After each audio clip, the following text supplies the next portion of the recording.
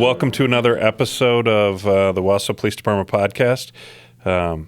We invited a very special guest today, Sheriff Chad Billeb of the Marathon County Sheriff's Department. And in recognition of how important he is, I even went and got a haircut today because every time I see Chad in public, he has such a great haircut that I felt like I needed one as well just to try and keep up. Well, this weekend, my wife, we were at Shop with a Cop, and my wife couldn't make it, but my daughters are with me. And their hairdresser is with her daughter there. And she came over and said, hey, I just told my daughter that I do all their hair, including his. So, little joke. I get it all the time. Yeah. I know. So, my thought for having you on the podcast today is, of course, obviously we've known each other our entire careers here for 20 plus years. And I don't think everyone always understands the difference. Sometimes we have people that need the sheriff's office and they show up here. I'm sure it goes the other way. Prior to you becoming sheriff and prior to me becoming chief, you were the chief deputy and I was the deputy chief. And the amount of times that members of our community would call me the chief deputy and you the deputy chief, I think that happened a lot. And the average person doesn't need to know the difference between what we do. But I think it's important and it helps them understand law enforcement as a whole if we kind of introduce ourselves and talk about our departments and the differences. And as we were preparing for what do we want to talk about today, we're like, oh, we need a whole podcast on this, and we would need a whole nother podcast because there's hours of information that I think is relevant, and we'll try and not be boring in the process. We'll do our best. So let's just talk about you a little bit. You're the sheriff. What's a sheriff? I'm a chief. What's the difference? Difference is you're elected, right? As the sheriff, you get elected by the people in order to hold the position that I have. Whereas you as the chief, you're appointed by a police and fire commission and a city council in order to basically do the same thing. Be the chief executive officer of a law enforcement agency and make sure that we're doing the best we can to provide the services to our citizens that align with best practices, policy and procedure, and obviously the laws. And that is what we do at the sheriff's office, and I know that that's what you do here at the police department. And that goes back to your original comment here about deputy chief versus chief deputy. In that role, we in essence did the exact same job. You just did it for a police department, and I did it for a sheriff's office. Let me identify where I'll disagree a little bit with you. I'll take you back in time to there was a vicious rumor that I had absolutely nothing to do with, and you called me up and said, Matt, are you going to run for sheriff? And I said, no, absolutely not. The sheriff runs a jail and a dispatch center. Who would want to be sheriff? And I would. And exactly. And I think that there's a giant difference between our department and a police department and a sheriff. We both have patrol units. We both have detective units. We have individuals who investigate drugs. The act of policing is very similar, but you also have to run a very technical dispatch center, which is its own entity, and you have to run a jail. And when I think about the rules and the different regulations and the staffing and all the challenges and the budget associated with a jail, I've had zero experience in a jail, and it's very daunting to think about what that is. And I know there are challenges. I don't know if you want to comment on Well, I think you could take that a step further and say, well, we've got the special teams. We've got the SWAT team and the bomb squad and the dive team. But you guys take the crisis assessment response team, and we've got a narcotics task force. What I was getting at was that the chief's job and the sheriff's job is very much you're the head of the organization, and you're coordinating things, and you're setting the direction. But what really happens, boots on the ground, and where it gets done is with my division commanders, with our first-line supervisors, and with the staff that are out there doing that. But that daily job, that daily duty that takes place, we've got incredible people doing that. I know you have incredible people doing it. And as the leader of the organization, putting that trust in those people to do it is really where the rubber meets the road and that happens. As the sheriff or the chief, we're the oversight. But yeah, at the sheriff's office, we've got a lot of really unique things that you don't have here. But I would take that a step further and say, I don't have a victim resource unit, and I don't have a therapist on staff for victims, and I do in the jail. I have a therapist on staff for my inmates. So some is the same, some is different, and just how we deliver services is different.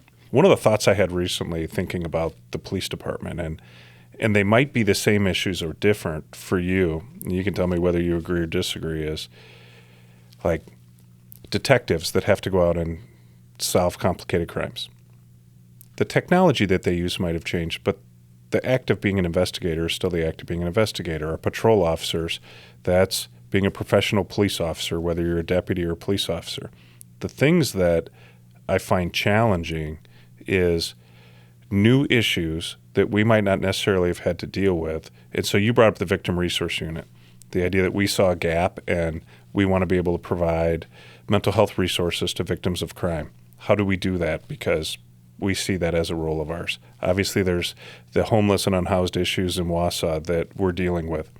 Relatively new for our police department to deal with.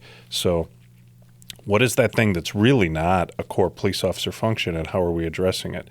And I think about your dispatch in your jail. When I talk to your now chief deputy, Bill, and he's like, well, we're working on this, because he was responsible for communications prior to it. He's like, man, I'm doing contracts for these towers, and we need to be able to get megahertz going this direction. And I'm just like, just tell me what you need me to do.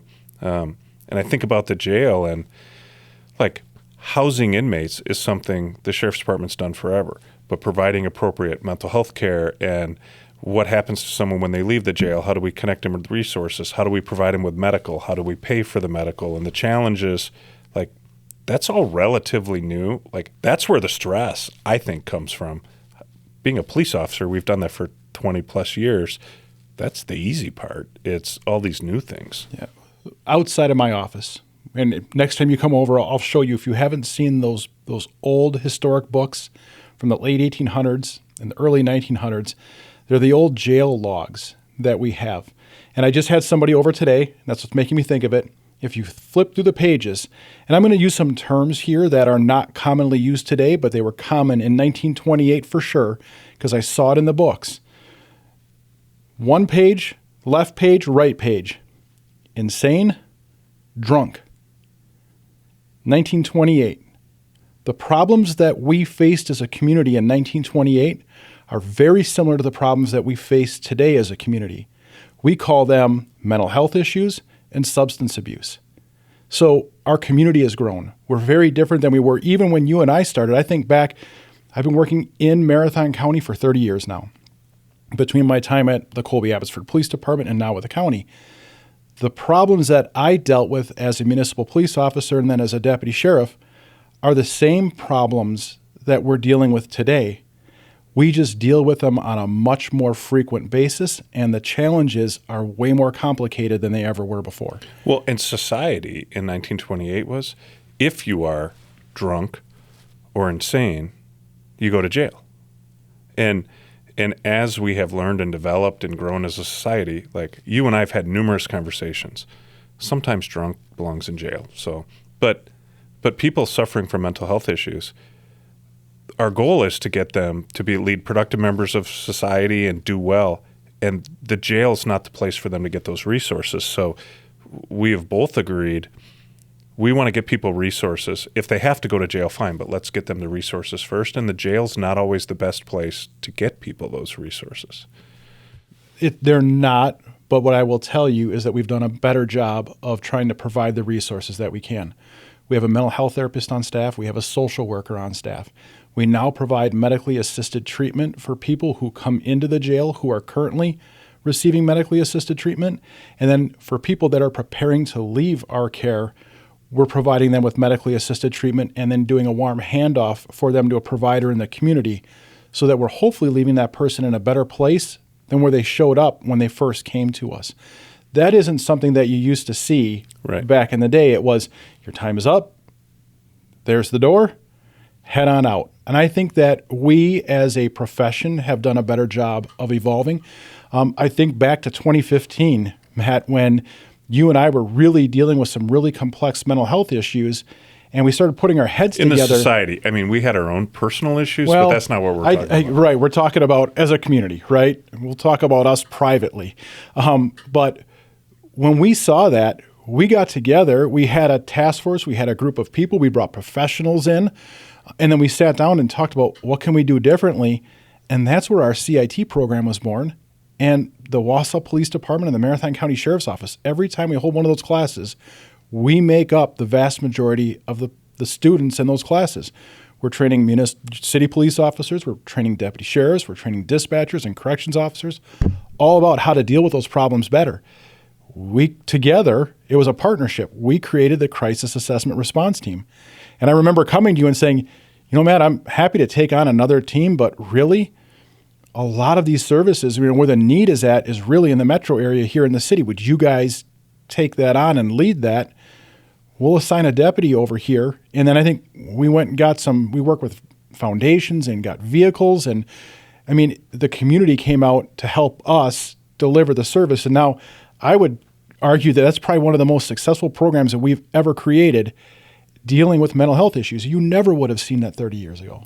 No, it's two thoughts. One, we should do an entire podcast or video series where we pull out historic information, to your point. Like, I was looking at a Wausau PD annual report that's 40, 50 years old.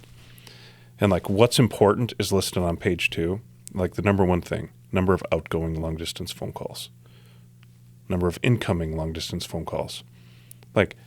Things that to you and I right now, we don't care and don't matter, were priorities at that point.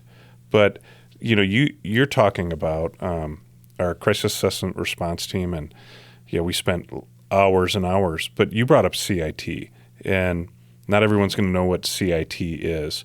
So it's crisis intervention training, and our staff go through that. Your staff go through it. We host those trainings here.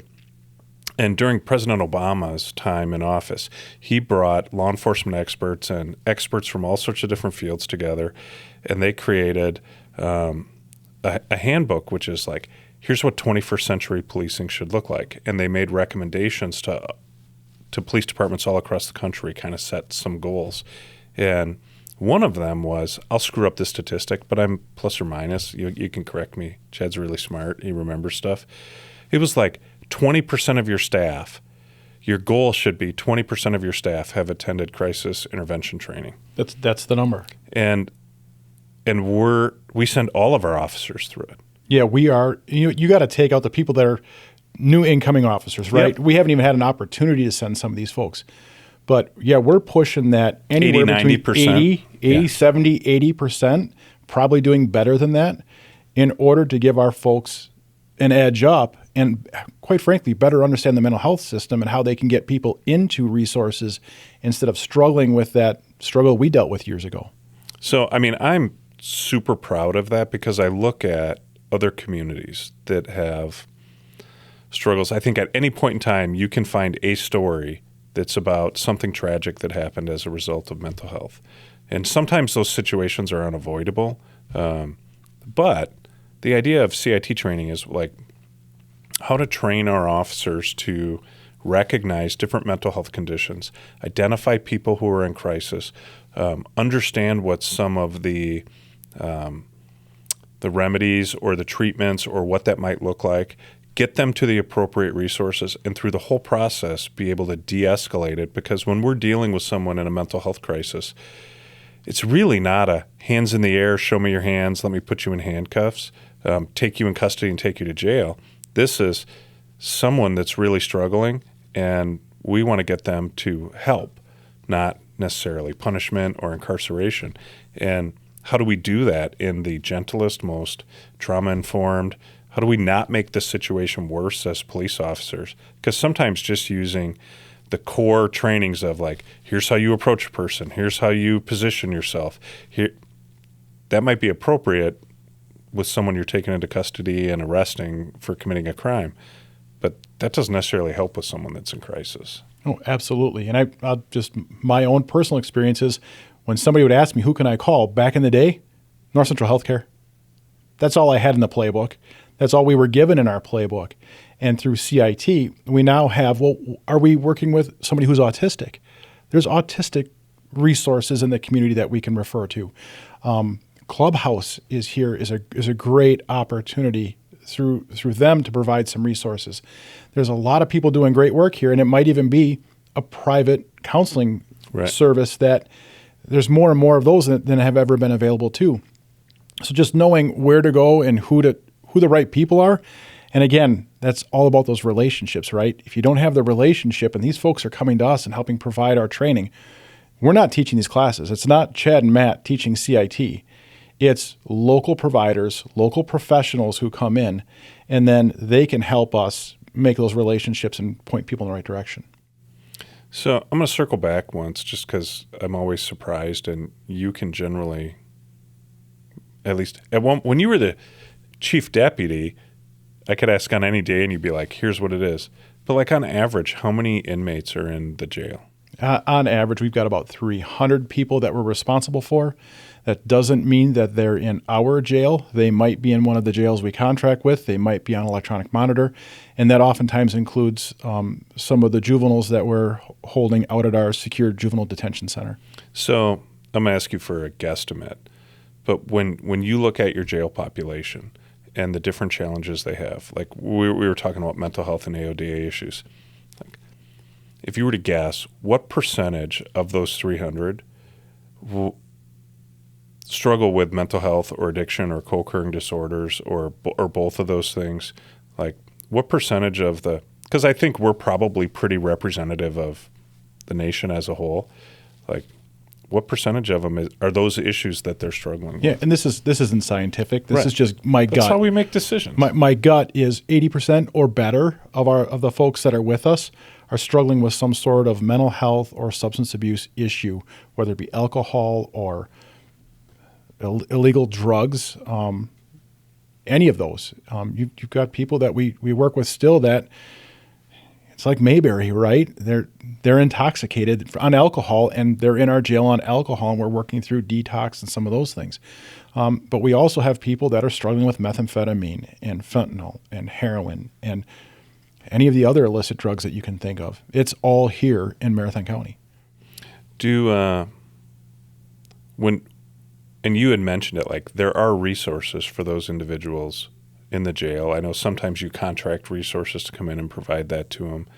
But when we have people that are, like maybe you just want to speak to what that care is. And one of the things that really, at one point you were explaining it to me and I'm like, wow, that's a lot of money. When it comes to medical care and some of the challenges, so we can have individuals, I'll screw this up, but they're on Medicaid or some type of, that's their medical insurance, and they have a significant medical condition, and they get incarcerated in the jail. Am I correct that insurance stops? It does. And so then the cost of that medication, which sometimes might be $2,000, $3,000, $4,000 a month, is now part of your budget that you have to cover that cost, as well as medical devices and things that are necessary. Because sometimes people have significant medical ailments, but they also need to be incarcerated at the same time. So they need that medical care while they're there. So the sheriff's office contracts a medical provider to provide medical services in our jail. I don't know the exact hours, but you can count on a medical professional being in our jail 7 days a week, typically about 14 to 16 hours a day. They're not there during the overnight hours. If we were to need someone, we have on-call doctors that we can call, or we just go to the ER if we need something. That contract will cost us in excess of $1 million a year to have those medical providers there. That does not include the cost of care for people that need to go for outside treatment. We've had inmates that receive dialysis 3 times a week. Those inmates, when they're in our care, if they have private insurance, which very, very, very few do, that means that they're employed, they're out, they're working. But if they're with us, they're typically no longer employed. They don't have private insurance, so that cost falls back on the county. Someone who has benefits, whether it be Badger Care or Medicaid, even Medicare, some of those things, when they have those benefits are suspended. They used to be terminated. So we worked with, when Sheriff Parks was in office, with Jerry Petrusky and Pat Snyder and some other legislators to say, hey, when these folks leave our care, their benefits are terminated. Trying to get them follow-up care after they leave our care is nearly impossible because they have to go get reconnected with their benefits. We were able to get that law changed and get it suspended so that now when they come into our care and they leave, their benefits are reinstituted so that we can help get them follow-up care and appointments and so forth. That's usually our social worker that's working through some of those things. But those folks that are with us, when they have to go out for a surgery, the birth of a child, dialysis, heart care, we've had plenty of folks that have dealt with cancer, heart attacks. That all is the responsibility of Marathon County. And that can be a moving target as far as budgeting is concerned, but we're in the millions of dollars. Yeah, I just think that when I think about the actual cost of the criminal justice system as a whole, like I don't think the average person thinks to themselves, like, I wonder what medical care costs. Because every dollar that's spent on that isn't available to spend on something else. You know, like as we were thinking about what does having you here look like, I started running through the different ways in which we partner and oftentimes the fun that we've had in different investigations and how things go. And, you know, I'm calling you this weekend or you're calling me, one or the other, where burglary in process, stolen car, high-speed pursuit, everyone's involved. It's got Wausau officers, sheriff's deputies, state patrol. Bad guy goes to jail, and we're like, everybody okay at the end? You know, that's not uncommon, and our expectation is that our staffs be able to work together like that. But some of our staff work together every day, either on teams or in work groups that they're assigned. So, like, there's three Wausau police officer positions that are assigned. They don't come to work here; they go to work in the sheriff's office. So, and like I said, this is kind of like the intro to what that might look like in the future. Just some other conversations to talk about, like if someone would have said, we need a computer lab, a forensic computer lab 20 years ago, we were like, everybody gets a computer? You know, the running joke is, I'm like, well, my first day here, I get in a squad car, it's got a shotgun and a radio. And I had to bring my own clipboard, and you brought a bag with file folders full of the appropriate forms for whatever you were going to. And now... My first radio, by the way, had 5 channels. Ooh. The first police radio. Then when I got one that had 30 channels, I was like, whoa, how does that happen? This is a big deal. It's a big deal. So I just wanted to run through, and then I'm sure I'll forget some of them. But we have a forensic computer lab because just about every major crime we deal with now involves cell phones, which is nothing more than a computer that you can make phone calls on. And those need to be forensically downloaded. We have to take the computers apart and make mirror images of them to be able to collect the evidence that might be on a computer or the use of internet. And that's a new thing. So that's housed at your facility. It includes detectives from our staff, detectives from your staff, as well as some partnership and being available, because I think the sheriff's department and the police department often have access to resources and can be leaders in the community for some smaller jurisdictions to be like, not everyone can afford to have a computer lab that costs hundreds of thousands of dollars. It's necessary. We need it to effectively investigate crime. And then we have a federal task force that runs out of your office that Wausau police officers, I often wonder, do they still work for us? We might, they don't have to come here every day because they have offices by you.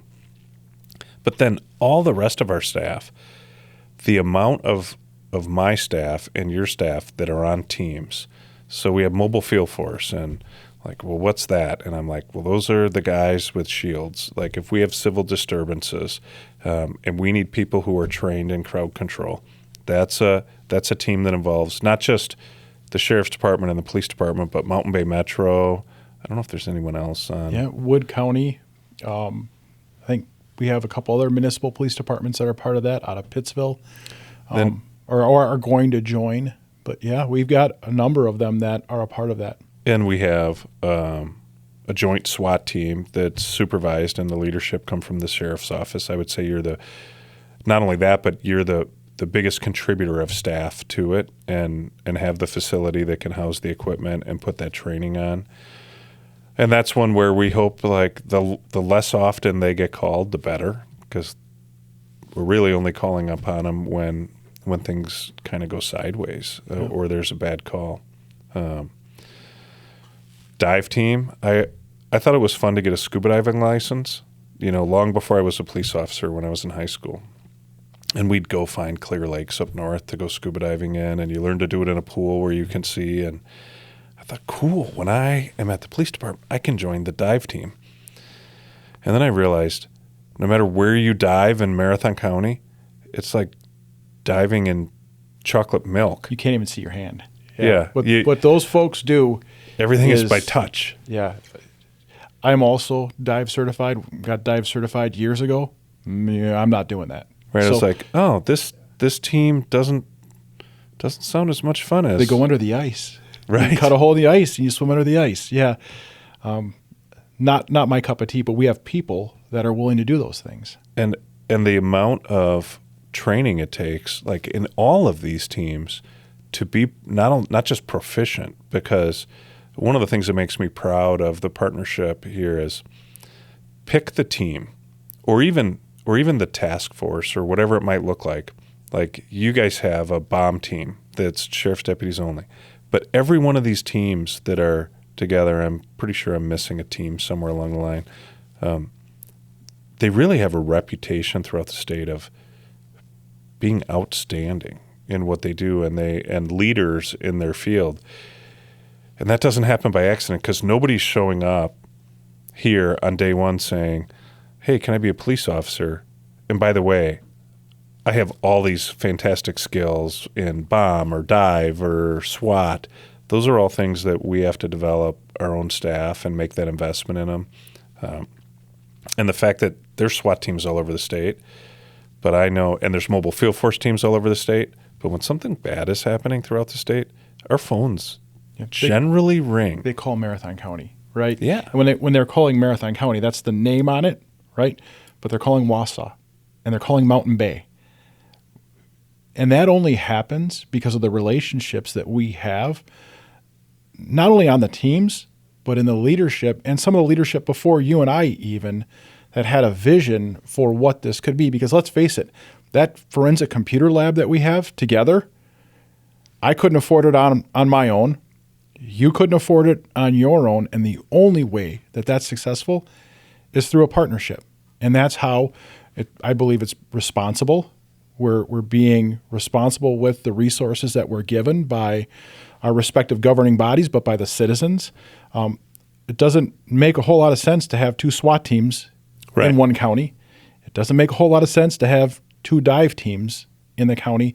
So anywhere that we can partner, like we did with Crisis, I think that that's a good opportunity for us. And I also think, and it kind of goes back to maybe some of the earlier stuff we were talking about, we came up through our organizations together, going on calls together. We've known each other for 25 years. And I think that having that relationship, again, I know I keep using the word, is what really solidifies why we're so unique here. You don't have this in other parts of the country and the state. Well, I mean, to your point,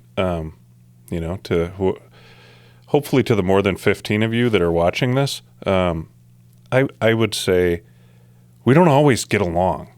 Like, things will occur, and Chad will call me or I'll call Chad, and I'll be like, what the heck is going on here? And we don't always come to the same understanding, but I think understanding that the benefits of having positive relationships outweigh what we get to see sometimes in other communities. So, for example, we talk about trying to be efficient because at the end of the day, we're stewards of taxpayer dollars in what we do. And so this was before I even started as a police officer here. I mean, I started in 2000. What year did you start with the sheriff's office? In 99 with the sheriff's office. So the sheriff's office has the dispatch center. I could show you this place was built in 1998, and I can show you where the dispatch center was supposed to be and the infrastructure to be able to run the lines under the floor. But it doesn't make sense to have every police department have their own dispatchers and fire departments and the sheriff's department. So it makes more sense to have one agency provide all those resources. And I think it has served, number one, way more cost effective, and two, it's provided a better service. But I look at some of my peer agencies around the state, and they have 2 SWAT teams. Like if you had a SWAT team and we had a SWAT team, we have 2 SWAT teams that live 5 blocks apart. If we had 2 dispatch centers 5 blocks apart. They used to. And I look at there's plenty of other communities in Wisconsin that everybody has their own dispatch center and all the expenses associated with managing those. They have 2 SWAT teams. They have 2 dive teams. They have 2 of everything. And I think that's because they probably just haven't experienced the benefits of, to your point, relationships. And relationships, you have to value a relationship in order to put the effort forth. My wife may or may not ever watch this, and she'll be like, well, you should put a little more effort forth, Matt. But that's the truth, right? Like, I know we've argued and we've agreed and we've pooled our money together to accomplish things. And I would go a little further and say that the character of the leadership of the sheriff's department, including you, over the last, when I'm involved with leadership at the sheriff's department, your culture and how you do things and who you serve is different than the city. But the character and the goals for the community are the same. Like, we want people to be healthy. We want them to be prosperous. We want them to be safe. They're the exact same goals that we have at the police department. And because of that, and the leaders that have come before us, they've really set the stage for success. I don't know. That's my 2 cents on that. Well, no, and I can't disagree with any of that. And I think that we have benefited from having good mentors before us that, to your point, have set that stage. But I also see, as you look down our ranks, the relationship like you and I have had coming up through the ranks and always having been, calling each other for help or whatever it might be, you see that occurring within the different levels of our organization where it doesn't even involve you and I, and problems get solved. That's my favorite way to get problems solved. Just to have somebody else do it for you. When it doesn't involve you or I, we're like, look, there was a problem. Look, it got solved. Right. I'll take credit for that. Right. And you know what? Our people make us look good. They really do. I agree. I mean, we are very blessed here in central Wisconsin to have incredible people delivering these services, and they do care. A great example, this weekend we had Shop with a Cop over in Weston at Target, and you had troopers. You had Wausau police officers. You had Mountain Bay. You had Spencer Police Department. You had Marathon City. You had Mosinee. You had the Sheriff's Office. You had corrections officers. You had dispatchers.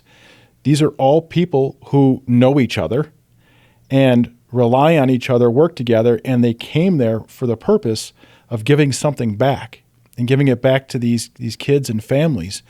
And it's just great to see. It's nothing we have to do. No one has to do this. The only way we do it is through fundraising and donations and officers selling each other raffle tickets in order to raise money from officers and from citizens in order to do something good for our community. And it didn't matter what uniform you were wearing in Target on Sunday. Everyone was there with the same purpose. And it's fun and it feels good. I mean, I think you brought up a good point there, which, I mean, the thought that popped into my head, you're like, these aren't things that they have to do.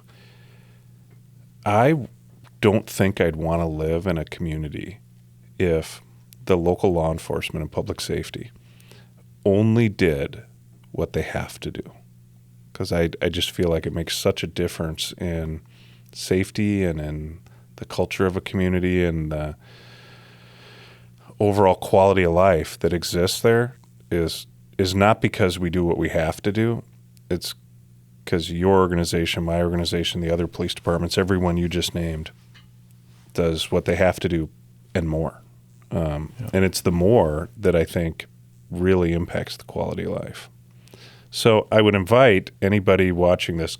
Ethan, can they put comments on this? Please feel free to comment in the comment section of whatever format you're watching our podcast, and let us know what is the next topic you'd like to know about. We're pretty transparent in an open book. You want to know about SWAT? Tell us it's SWAT. Dive team. What is the dive team finding in the bottom of the lake? I mean, like, spoiler alert, it's usually bodies. Or sunglasses, cell phones, and boat parts. That's true. So, I mean, yeah, I think that we could have an interesting podcast on the interesting things that happen and the things that you wouldn't expect to happen. A lot of what we do, and I think we've talked about this before, is there's a lot of boring stuff that the police do and that the sheriff's office does. But then there's moments of excitement and a lot going on. But yeah, we can talk about what a day might be like for the bomb squad. And right. Depending upon the type of call that they go on, we can get some of the bomb squad leadership or staff members in here to talk about that. Can we set off some small explosions in the parking lot? We can, and we've done that before. So, yeah, we won't do that here. We'll go out to our facility, and I don't know that doing it here off of Grand Avenue is the best idea, but we're going to leave the city limits to set off explosives. No, we'll be in the city limits, just on the edge. I can handle that. I mean, I like fireworks. They're illegal. You're not allowed to use them. But if they were legal, which I think this falls in the category of, we'll show people how we countercharge a suspicious package. I like it. I got to thank Chad Billeb, the sheriff of Marathon County, for being here. Full disclosure, I got tapped to provide the podcast for this week, and when I'm like, I don't know what we're going to talk about, I'm like, I'm going to call Chad. Now that we're talking with Chad, I think this can go into 3 or 4 more. So we appreciate everybody that gives us the time to listen and learn more about us. Both the sheriff's department and the police department just believe in what we're doing, and we're always proud to be transparent about what we're doing and why we do it, and are confident that the support that we enjoy is the result of people knowing about what we do. And I appreciate the opportunity to be here and share our story, right? We don't have a platform like this.